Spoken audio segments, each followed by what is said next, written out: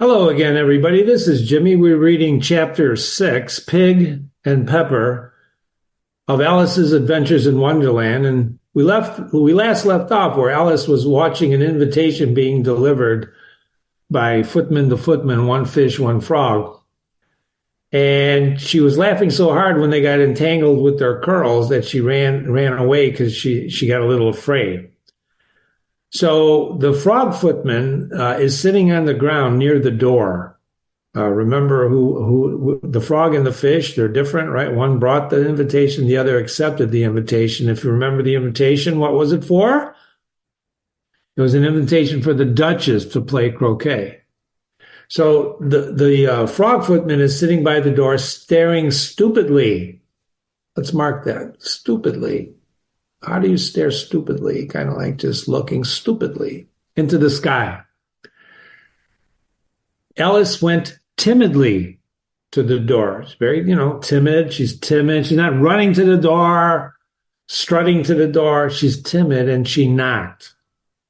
It's very important. This is a good chapter. It's a good couple pages.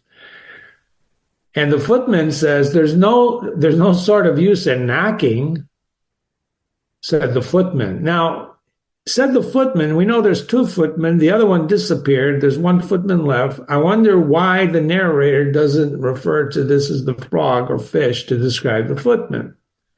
Because there's only one, or because he wants you to remember which one it is, or it doesn't really matter? Those are questions you should ask yourself.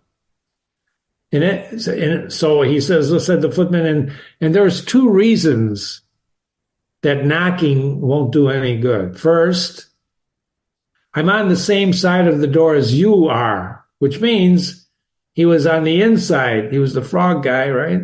And he opened the door for the fish who delivered the invitation. So he's on the same side as Alice now.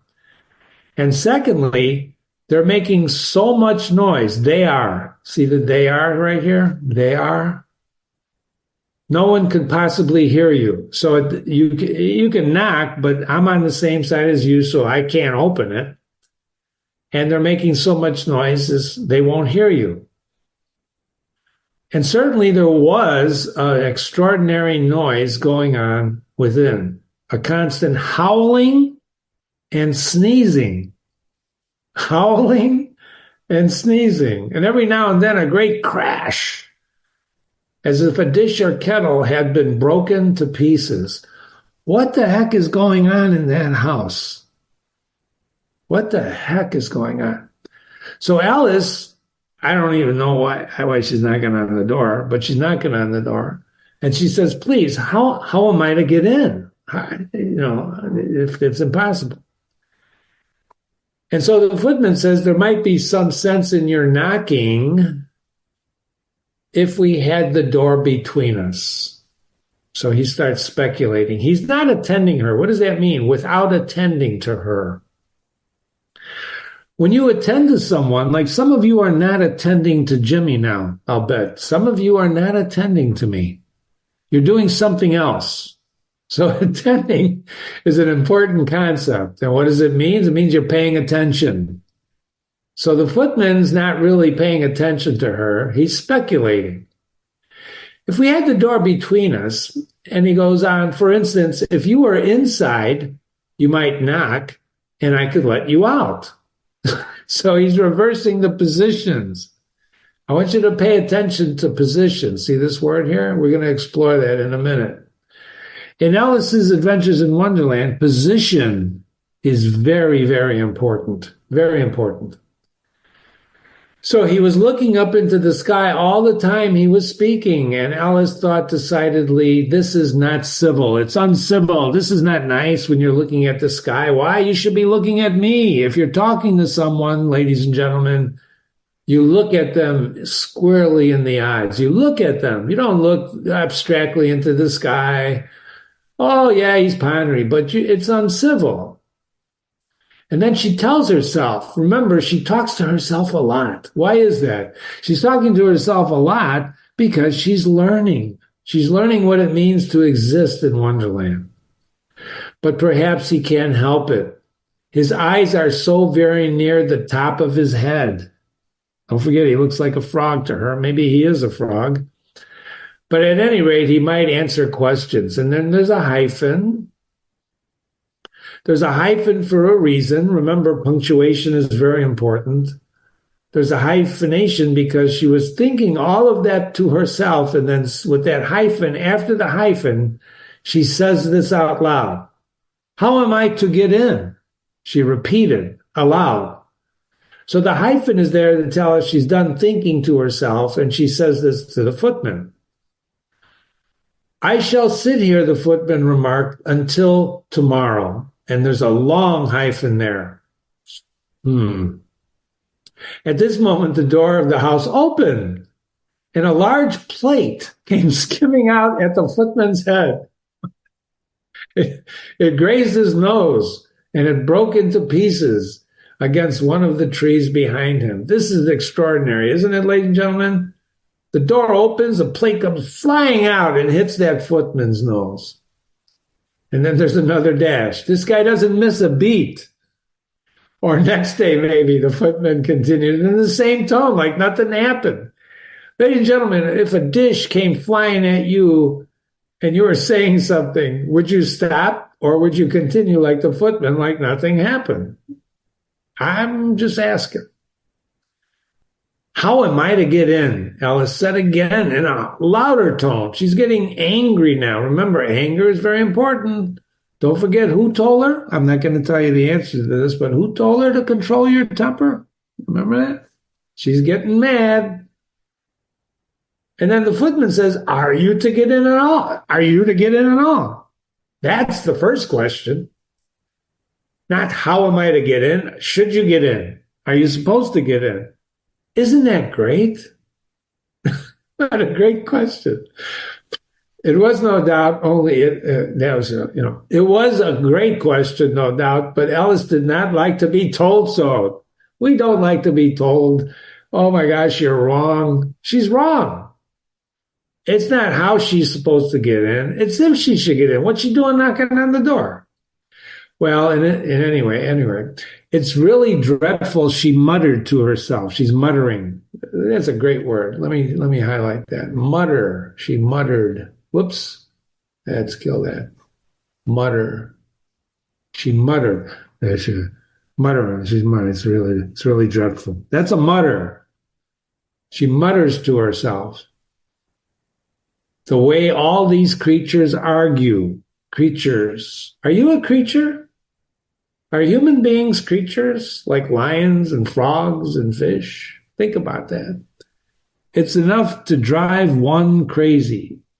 Ellis's observations of creatures arguing all the time. Is that true? I'm going to highlight that word one. It's enough to drive you crazy. It's enough to drive me crazy. It's enough to drive one crazy. You see the difference? One, I, you. She's speaking in a very formal English. It's enough to drive one crazy. She doesn't want to say me crazy. She doesn't want to say you crazy. She says one crazy. That's important. That's an important observation. But is her observation that the creatures always argue true? Think about that. You can argue with yourself, of course, but it takes two to argue. To have an argument, you need a couple of people at least. You can argue with yourself. Yeah, Jimmy, I know. But it takes usually a couple of people to argue. And there's a lot of arguments in this book, isn't there? But she's wondering now, right? It's enough to drive one crazy, the way these creatures argue. The footman seemed to think that's a good opportunity for repeating his remark with variations. This guy likes variations, this frog, doesn't he? I shall sit here, he said, on and off for days and days. So first it was what? First he was going to sit there till tomorrow. Then he's going to sit there for maybe the next day. And now he'll sit there for days and days. This is very important. The concept of time and position is very important. We're going to talk about that before we go to the next couple of pages. So Alice says, what am I to do? And the footman rightly replies, anything you like. And he began whistling. He doesn't care much what she does he? There's no use in talking to him, said Alice desperately. She's desperate now. She's desperate. He's perfectly idiotic. She calls him an idiot. So she opened the door and goes in. Here's your question, ladies and gentlemen. What stopped her before from doing this? Why didn't she just go in? She just went in now. She's trying to be civil, polite. She's trying to follow rules. She doesn't even know what the rules are. But when she says, what am I to do? The footman says, whatever you want. So she goes in. She goes in. Isn't that great? She finally goes, and we're going to find out in the next couple of pages what happens in this house. We're going to explore it. If you read the whole chapter, if you listen to me read the whole chapter of Pig and Pepper, you already know what's going to happen, but we're going to analyze it. Before we do, I want to go to the next page and talk for a moment about position. What is position? If you're sitting in a chair right now in front of your computer, you're in a certain position. I chose the solar system to talk about this for a minute because we're going to expand on this throughout this whole chapter and throughout the whole book. So if you know anything about space and the solar system, the sun, and we have positions in the solar system. The sun is our sun. We all revolve around the sun, all the planets, the Earth, Mercury, Venus. We're in a position around the sun, and our position continually changes. I don't want to make you nauseous, but at the same time, you're rotating on your axis on the Earth, and you're spinning around, and you're moving around the sun. That's why sometimes, and you're tilting on your axis. Remember axis? The planet is tilting up and back, sometimes in summer, sometimes in winter. I'm not going to go into a lot of detail on this, but I want you to understand position, because I call this coordinates. You have to understand your coordinates when you're understanding literature. When you're understanding anything, you got to know where you're at. For example, if you're falling through space in an elevator that has no windows, you won't even know you're falling.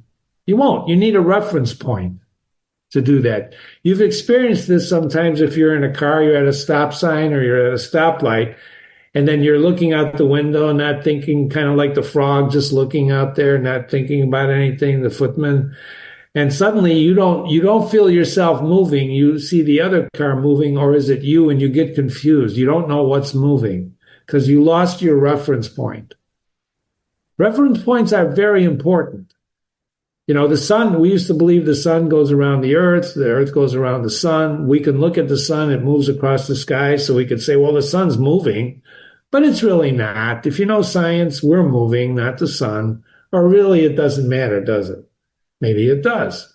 If you lived on Mercury, it doesn't spin. Mercury keeps the same side of itself towards the sun all the time. But position is very important. Alice was at that door. She was at that door. She wanted to go into that. She wanted to open that door and go in, but she struggled, and the footman was positioning himself inside the door, outside the door. It's very important. And finally, when she was going to give up, what should I do? And he goes, anything you like. She goes in the door. She goes in the door. So keep that in mind as we go. This is Jimmy. You're reading with Jimmy. We just finished the first couple of pages of Pig and Pepper. This is chapter 6, called Pig and Pepper. Jimmy at readingwithjimmy.com, readingwithjimmy.com. Jimmy at readingwithjimmy.com is my email. Send me an email and tell me about your position in life. No, I'm kidding. Thanks for listening. See you soon.